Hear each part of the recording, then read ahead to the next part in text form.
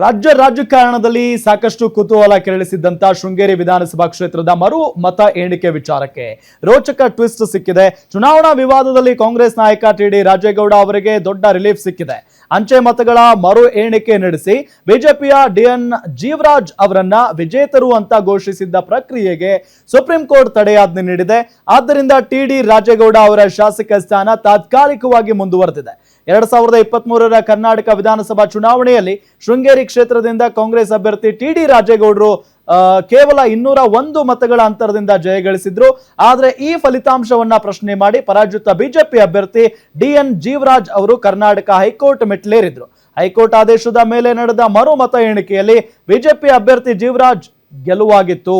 ಈ ಗೆಲುವನ್ನ ಪ್ರಶ್ನಿಸಿ supreme court ಮೊರೆ ಹೋಗಿದ್ದ ಟಿ.ಡಿ. ರಾಜೇಗೌಡಗೆ ಈಗ ಬಿಗ್ ರಿಲೀಫ್ ಸಿಕ್ಕಂತಾಗಿದೆ.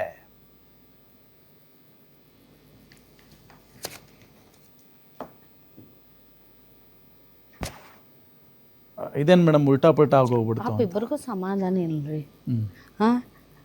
ಯಾವತ್ತು ಏನಾಗ್ತೈತೆ ಅಂತ ಹೇಳಕ್ ಆಗಲ್ಲ. ಪಾಪ ಇವ್ರಿಬ್ರು ಎಷ್ಟು ಟೆನ್ಷನ್ ಅಲ್ಲಿ ಜೀವನ ಮಾಡ್ತಿರ್ಬೇಕು ಇವ್ರು. 2 ದಿನದ ಶಾಸಕರಾದ್ರು ಅವರು.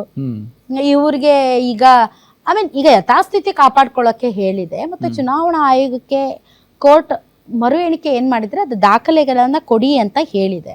ಸೊ ಅದು ಇತ್ಯರ್ಥ ಆಗೋವರೆಗೂ ಇವರು ಶಾಸಕರಾಗಿ ಮುಂದುವರಿತಾರೆ ಅಂತ.